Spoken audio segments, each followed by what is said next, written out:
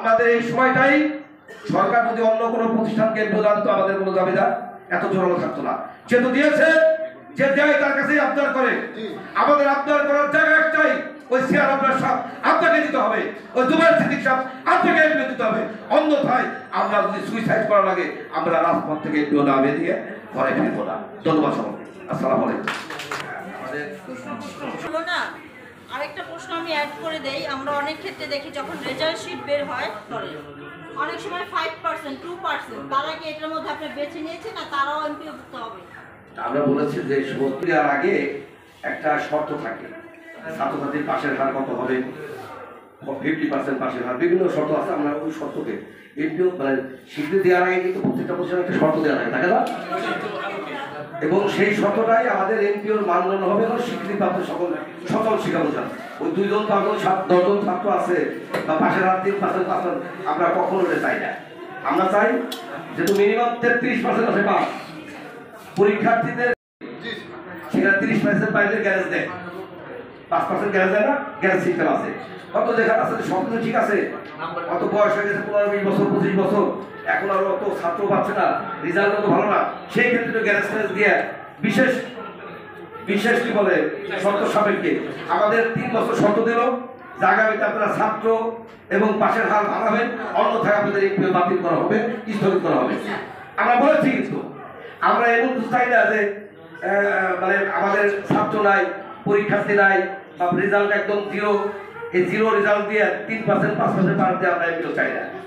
তবে হ্যাঁ, যে প্রতিষ্ঠান 25-30 বছর চলে গেছে, এর 2-4-5টা প্রতিষ্ঠান থাকতে পারে যে 25-30 বছর চলে গেছে, এখন আর ওই প্রতিষ্ঠানকে টিকে রাখতে পারছে না।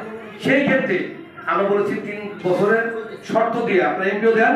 3 বছরের মধ্যে যদি কোনো প্রতিষ্ঠানে স্বাভাবিক ছাত্রছাত্রী এবং পাশের হার না আনে, সেই প্রতিষ্ঠানে এমপিও আপনারা স্থগিত করে দেন।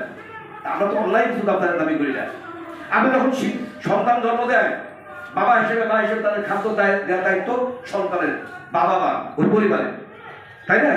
যেহেতু কলেজ স্কুল মাদ্রাসা কারিগরি বোর্ড থেকে আমাদের স্বীকৃতি দিয়েছে 3 বছর রেজাল্ট দেখে, স্বীকৃতি দেওয়ার অন্তত 1-2 বছরের ভিতরে এমপিও দেওয়া উচিত ছিল। কর্ম করবো, শ্রম দিব, আমরা পারিশ্রমিক পাবো না, বিশ্বের কোথাও এরকম কোনো নজির নাই বাংলাদেশ ছাড়া। সুতরাং আমরা চাই যেহেতু আপনারা স্বীকৃতি দিয়েছেন আমাদের এমপিও দিতে হবে, এটাই আমাদের ফার্স্ট এন্ড লাস্ট কথা। শিক্ষা প্রতিষ্ঠান এটা আপনি কত % দেন? না, আমাদের হয়তো বিভিন্ন ক্যাটাগরি আছে, কোনো ইয়েতে 50 জন, কোনো 120 জন, বিভিন্ন ইয়ে আছে, প্রতিষ্ঠান ভিত্তিক জুনিয়র আছে, স্তর ভিত্তিক আছে। তো এগুলোর কোনো এটা যেটা আমাদের 21 সালের পরিবর্তন, আমরা 21 সালের যে নীতিমালা এটা আমরা বাতিল চেয়েছি।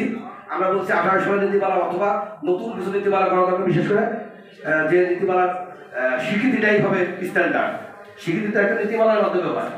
আমরা চাচ্ছি যে স্বীকৃতির স্ট্যান্ডার্ডটা মেনটেন করা হয়, নতুন কোনো নীতিমালা দরকার নাই। স্বীকৃতিটাই হবে আমাদের এমপিওর একমাত্র মাপকাঠি, মানদণ্ড। কারণ ওখানে কিন্তু একেবারে হুদি মানে শুধু কাউকে এমপি হয়, স্বীকৃতি হয় না। 3 বছরের রেজাল্ট দেখা হয়েছে, লাইব্রেরি দেখা হয়েছে, স্থাপনা দেখা হয়েছে, শিক্ষক, অবকাঠামো, জমি, অর্থ সব দেখা হয়েছে, দেখে কিন্তু এমপিও দিয়েছে, স্বীকৃতি দিয়েছে। সো আমরা চাচ্ছি যে স্বীকৃতি যেহেতু একটা স্ট্যান্ডার্ড নীতিমালার ভিত্তিতে দেওয়া হয়েছে, সুতরাং আমাদের এমপিও যাদের ওই স্বীকৃতি দেখেই দেওয়া হয়।